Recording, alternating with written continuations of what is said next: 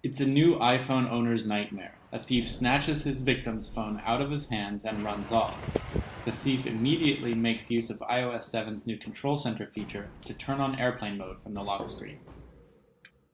The victim knows that his iPhone is probably lost for good, but he is still confident that Apple's Find My iPhone service will be able to erase it remotely.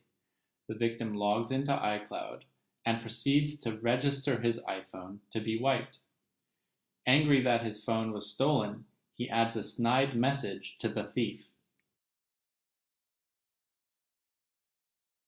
Back at his lair, the thief has all the time in the world to photograph any potentially useful latent fingerprints on the phone, or since he can see that the phone is protected by a 4-digit PIN, he can try all of the most common ones. Having given up on unlocking the phone with a PIN, the thief uses one of his photographs to create a spoof fingerprint with which he hopes to access the phone. After about an hour of work, the thief has a usable wood glue spoof which he uses to unlock the phone. He decides he wants to also take ownership of the device, so he goes into iCloud and reads the Apple ID. Knowing that most people grant their iPhones access not only to their everyday email accounts, but also to any secondary email addresses they might have, the thief uses Apple's password reset function to send a reset token to himself on the victim's device. To receive this token, the thief must allow the iPhone to connect to the internet just long enough to receive email, but not long enough to be wiped by Apple. This has been possible 5 times in a row on the same phone. Having heard the email chime, the thief goes into the victim's email to inspect the password reset token that arrived from Apple. The thief selects the link and copies it into the phone's Notes app. From there, he can transcribe the URL into the browser on his laptop. With the valid password reset token from Apple, the thief is able to set his own password for the victim's Apple ID. This gives him complete control of the victim's iCloud and iTunes account, along with any other Apple services tied to this credential. From the Find My iPhone service, the thief is able to remove the iPhone from the victim's account, which allows him to reactivate the victim's device under new ownership. There is, however, still an erase flag on the device. Having taken ownership of the victim's iCloud account, however, the thief knows that even with iOS 7's new activation lock feature, he will have no trouble taking ownership of the device as well. He connects the phone to the internet and waits for it to be wiped. On the freshly erased iPhone, the thief sees the snide message from the victim and decides to restore the device from his newly hijacked iCloud account so that he can milk the victim's iPhone for all it's worth. After entering the password he himself chose and agreeing to Apple's terms and conditions, the thief is able to choose which of the victim's backups to restore from.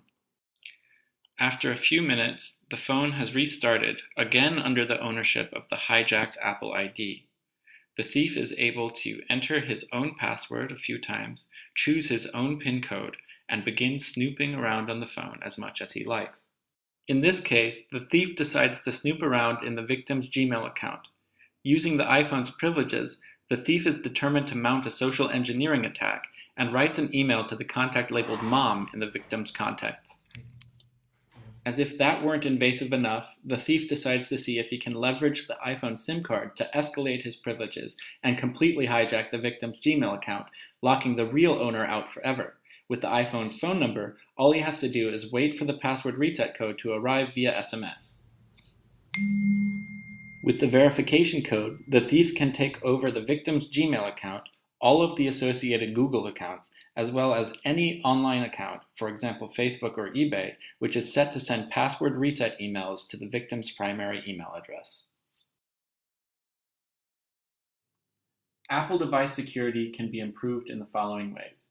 First, Apple should make airplane mode inaccessible from the lock screen by default and require a passcode, not just a fingerprint, anytime airplane mode was activated or the SIM card was removed.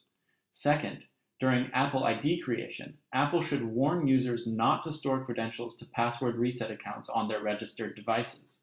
Third, on Find My iPhone, Apple should differentiate between likely temporary and likely permanent loss scenarios, and in the latter should advise users to immediately revoke the device's access to all accounts it has credentials for, including email, social media, and telephony accounts.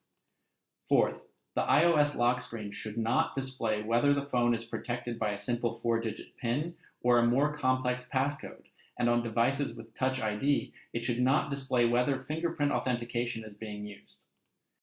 Fifth, and most importantly, upon reconnecting to the internet, iOS should not allow email retrieval before the device's wipe or don't wipe status can be retrieved from Find My iPhone. These and other security flaws in iCloud and iOS 7 are amplified by the introduction of Touch ID, making the iPhone 5S with its fingerprint sensor potentially less secure than any other iDevice.